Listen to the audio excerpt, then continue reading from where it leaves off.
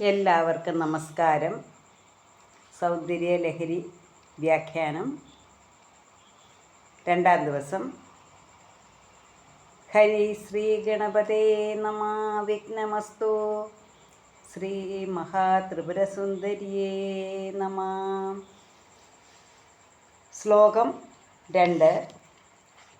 തനീയാംസം പാംസും തവ ചരണ പങ്കേരുഹഭവം വിരിഞ്ചി സഞ്ജുന്നൻ വിരചയതി ലോകാനവികലം വഹത്യേനം ശൗരി കഥമഭി സഹസ്രേണ ശിരസാം ഹരസംഷു ദൈനം ഭജതി ഭസിതോ സ്ഥൂളന വിധിം.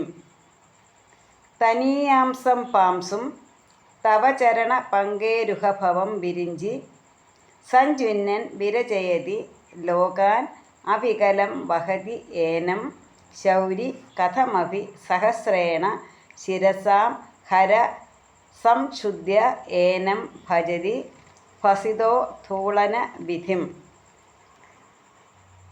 അല്ലയോ ലോകമാതാവായ ദേവി. ആദ്യത്തെ ശ്ലോകത്തിൽ പറഞ്ഞത് ശിവനും ശക്തിയും ചേരാതെ, ശിവനും ശക്തിയും ഉണ്ടെങ്കിൽ മാത്രമേ സൃഷ്ടി നടക്കുകയുള്ളൂ എന്ന് പറഞ്ഞു. അതുപോലെ തന്നെ ശിവൻ രുദ്രന് ബ്രഹ്മാവിന് സൃഷ്ടി നടത്തണമെങ്കിലും വിഷ്ണുവിന് അതിനെയൊക്കെ പരിപാലിക്കണമെങ്കിലും രുദ്രനെ സംഹരിക്കണമെങ്കിലും ദേവി ആ ശക്തി വേണം.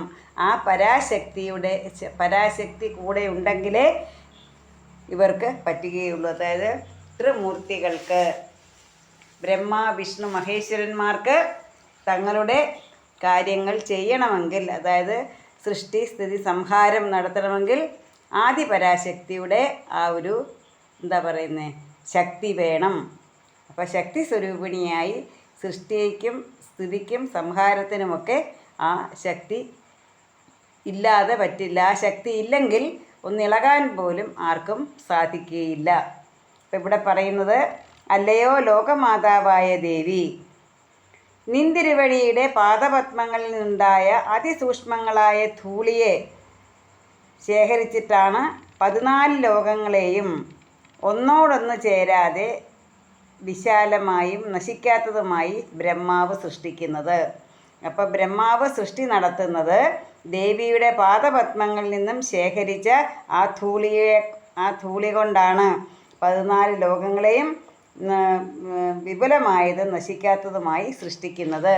ഇനി അടുത്തത്, വിഷ്ണു ഭഗവാൻ ആ പാദധൂളിയെ ശേഖരിച്ച് 14 ലോകങ്ങളെയും, അതായത് ശിംശുമാര രൂപമായി ഭൂമി മുതൽ മുകളിലുള്ള 7 ലോകങ്ങളെയും ആദിശേഷരൂപിയായി 7 ലോകങ്ങളെയും 1000 ശിരസ്സുകളെ കൊണ്ടും വളരെ ശ്രമപ്പെട്ട് വഹിച്ച് രക്ഷിക്കുന്നു. എന്ന് വെച്ചാൽ 14 ലോകങ്ങളെയും 1000 ശിരസ്സുകളെ കൊണ്ട്, ആദിശേഷൻ്റെ 1000 ശിരസ്സുകളെ കൊണ്ട് രക്ഷിക്കുന്നത്, അതായത് സംരക്ഷിക്കുന്നത് ഈ ദേവിയുടെ പാദധൂളി ശേഖരിച്ചത് കൊണ്ടാണ്. അടുത്തത്, സംഹാരരുദ്രനാകട്ടെ പ്രളയകാലത്തിൽ ഈ പ്രപഞ്ചത്തെ സംഹരിച്ച് നല്ലവണ്ണം ആ പ്രളയത്തിൽ ഈ ദേവിയുടെ ധൂളിയെയൊക്കെ, ദേവിയുടെ പാദങ്ങളിൽ നിന്നും ശേഖരിച്ച ആ ധൂളിയെയൊക്കെ നനച്ച് നല്ലവണ്ണം പൊടിയാക്കി ഭസ്മധാരണ വിധിയെ അനുഷ്ഠിക്കുന്നു. എന്ന് വെച്ചാൽ ആ പൊടിയെ കൂട്ടിക്കുഴച്ച് തൻ്റെ ദേഹം മുഴുവൻ ഭസ്മധാരണം നടത്തുന്നു. അങ്ങനെ ആ ഭസ്മധാരണത്തിന് ശേഷമാണ് ഈ സംഹാരം നടത്തുന്നത്. അപ്പോൾ ഇവിടെ സൃഷ്ടി സ്ഥിതി ലയം വേണമെങ്കിൽ ആ ദേവിയുടെ ശക്തി വേണം. അതുപോലെ ബ്രഹ്മാവിന് ഈ ദേവിയുടെ പാദപത്മങ്ങളിൽ നിന്നും ഉണ്ടായ അതിസൂക്ഷ്മമായ ആ ധൂളിയെ ശേഖരിച്ചിട്ടാണ് 14 ലോകങ്ങളെയും സൃഷ്ടിക്കുന്നത്. വിഷ്ണു ഭഗവാൻ ഈ 14 ലോകങ്ങളെയും ശിംശുമാരരൂപിയായി ഭൂമി മുതൽ മുകളിലുള്ള 7 ലോകങ്ങളെയും ആദിശേഷരൂപിയായി അതലാതി താഴെയുള്ള 7 ലോകങ്ങളെയും 1000 ശിരസ്സുകളെ കൊണ്ടും വളരെ ശ്രമപ്പെട്ട് വഹിച്ച് രക്ഷിക്കുന്നു. വെച്ചാൽ എന്താണ് പറയുന്നത്, 14 ലോകങ്ങളെയും വിഷ്ണു ഭഗവാൻ സംരക്ഷിച്ച് വെക്കുന്നത് എന്തുകൊണ്ടാണ്? ഈ ദേവിയുടെ പാദധൂളിയിൽ കൊണ്ടാണ്. അതുപോലെ രുദ്രൻ നല്ലവണ്ണം ഭസ്മം ധരിച്ചിട്ടാണ്. അപ്പോൾ ഈ ദേവിയുടെ പാതാരവിന്ദങ്ങളിൽ നിന്നും കിട്ടുന്ന പൊടിയെ കൂട്ടിക്കുഴച്ചാണ് ഭസ്മമായി ധരിക്കുന്നത്. ആ ഭസ്മധാരണത്തിന് ശേഷമാണ് ഈ പ്രപഞ്ചത്തെ സംഹരിക്കുന്നത്. അപ്പം ബ്രഹ്മ വിഷ്ണു രുദ്രന്മാർ ജഗത്തിൻ്റെ സൃഷ്ടിസ്ഥിതി സംഹാരങ്ങളെ ചെയ്യുന്നത് ശ്രീ മഹാദേവിയുടെ പാദധൂളി കൊണ്ടാണ്.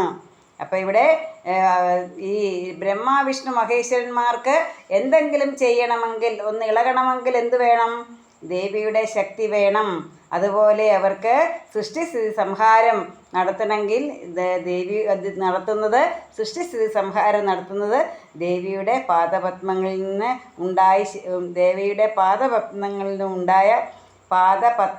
നിന്നും ഉണ്ടായ അതിസൂക്ഷ്മമായ ആ ധൂളിയെ ശേഖരിച്ചിട്ടാണ്.